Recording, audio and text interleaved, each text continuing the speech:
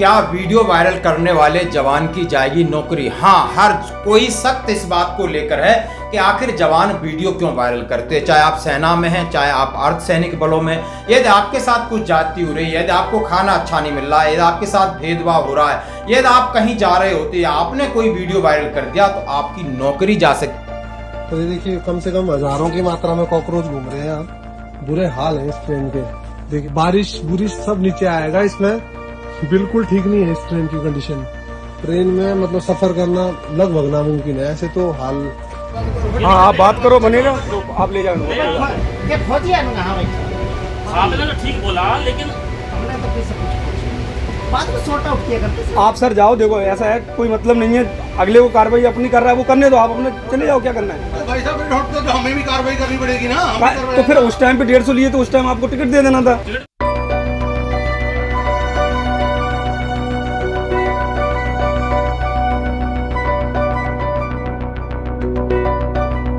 तो ये सवाल आ रहा है बीएसएफ के उस जवान के ऊपर जिसने 1200 बीएसएफ के जवानों को जो ट्रेन मिली थी उसका वीडियो वायरल किया।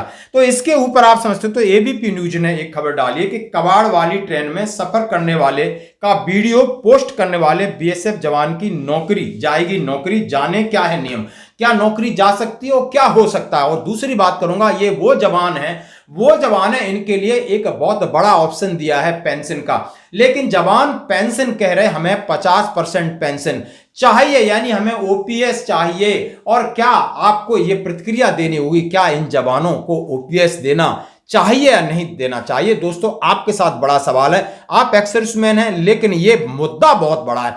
क्योंकि मुद्दा इतना बड़ा है कि आप समझ सकते हो, एनपीएस के बाद यूपीएस बना और यूपीएस 30 जून तक 30 लाख लोगों को ऑप्शन दिया गया था कि आप यूनिफाइड पेंशन स्कीम ले लो, उसमें बहुत सारा फायदा है। लेकिन कोई भी लोग यूनिफाइड स्कीम, लगभग 10-20 हजार लोगों ने ऑप्शन लिया है। अभी तक वो एनपीएस में रहना उचित समझ रहे हैं, जबकि एनपीएस को और कुछ बेहतर करके यूपीएस बना दिया गया था। लेकिन इन लोगों का कहा है कि भविष्य में क्या होगा, 8वें वेतन आयोग का लाभ मिलेगा, डीए का लाभ मिलेगा, अलाउंसेस का लाभ मिलेगा या नहीं मिलेगा, हमें आप ओपीएस दे दीजिए।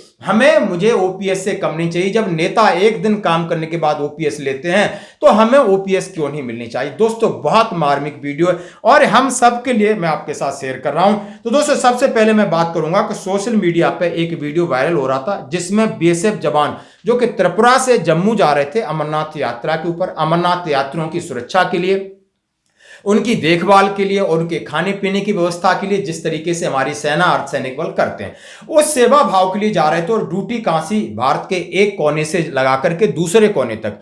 और जब उन्हें 1200 जवानों ने इकट्ठा जाना है, उनके पास आर्म्स है, अम्निशन है, हथियार है, और उन्हें 3 दिन का उसी ट्रेन में सफर करना है, 4 दिन भी लग सकते। लेकिन ट्रेन दी गई कबाड़ ट्रेन, जिसके अंदर बाथरूम की सुविधा नहीं, जिसके अंदर सीटें फटी हुई हैं, पंखे लटके हुए हैं, इलेक्ट्रिसिटी नहीं है। तो ये देखिए, कम से कम हजारों की मात्रा में कॉकरोच घूम रहे हैं यहाँ। बुरे हाल है इस ट्रेन के। देखिए सर, ये देखिए ऊपर हाल। सर, पूरा बारिश बुरिश सब नीचे आएगा इसमें। बिल्कुल ठीक नहीं है इस ट्रेन की कंडीशन। मतलब ट्रैवल करने लायक तो सर ये है नहीं, और 5-6 दिन लायक तो बिल्कुल नहीं है सर। बहुत बुरा हाल है। ऐसा लग रहा है कहीं डंप यार्ड से उठा के डिब्बे जोड़ दिए इन्होंने। ये देखिए, पूरी की पूरी खिड़कियां सब खराब। ये देखिए ऊपर, ऐसा लग रहा है सर गंद भरा हुआ है ऊपर सारे में। लग रहा कई सदियों तक ये खड़ी हुई थी ट्रेन और अभी निकल के आई है वहां से। बिल्कुल वर्किंग गोइंग कंडीशन में तो है नहीं सर ये। अगर जबरदस्ती अगर ढकना हो तो वो अलग बात है।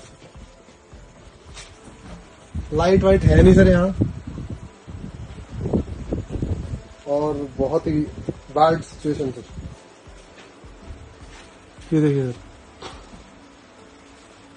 मतलब ऐसा समझ सकते हैं सर कि ये ट्रेन में मतलब सफर करना लगभग नामुमकिन है। ऐसे तो हाल। देखिए सर, पूरा ट्रेन में छेद ही छेद है पूरी से। ओके, रुकिए। देखिए, ये सामने पूरा टूटा हुआ बुरा हाल। और एक देख करके जवानों में रोष आया, अपने सीनियर अधिकारी को रिपोर्ट किया और वीडियो वो वायरल हो गया। अब वीडियो वायरल हो गया, अब कहा जा रहा है कि वीडियो वायरल करने वाले जवान को नौकरी से निकाल दो, क्योंकि सेना या अर्धसैनिक बलों में ऐसा प्रावधान नहीं है। अब ऐसा प्रावधान नहीं तो कोई प्रावधान तो बनाओ, आप सुनोगे नहीं। यदि कहीं भी कोई गड़बड़ी होती तो इसी तरह की बहुत सारे रिएक्शन होते हैं। मैं बात कर रहा हूं कि आपको ऑपरेशन सिंदूर में कुछ जवानों को रिकॉल किया गया था। वहां पर एक आरटीजेएसयू थे, 2 जवान थे जो ग्वालियर से बैठे थे मालवा में। उन्होंने टीटी का वीडियो वायरल किया। वीडियो वायरल करने के बाद टीटी को सस्पेंशन हुआ, लेकिन यूनिट ने एक्शन लिया कि आपने पहले हमें क्यों नहीं इन्फॉर्म किया, हम बताते आप करोगे। यानी तमाम ऐसी दुविधाएं रहती हैं जवानों के साथ। वो खुल के कोई, आप समझ सकते हो, किसी चीज का विरोध करने के लिए भी डरते हैं कि आप किसी आफत में मत फंसो, क्योंकि सेना एक डिसिप्लिन फोर्स है। सेना फालतू चीजों में उलझना नहीं चाहती। लेकिन अब हमारा ही प्रशासन, हमारे लोग हमारा शोषण करते रहेंगे, मार पिटाई करते रहेंगे, दबाव देते रहेंगे, कर्नल तक को नहीं छोड़ रहे। आप ये देख सकते हो, कल कर्नल साहब सिर्फ फेंसिंग के लिए गए और वहां पर उनका कॉलर पकड़ा जाता है। तो कब तक नहीं सेना बोलेगी, कब तक जवान नहीं बोलेंगे?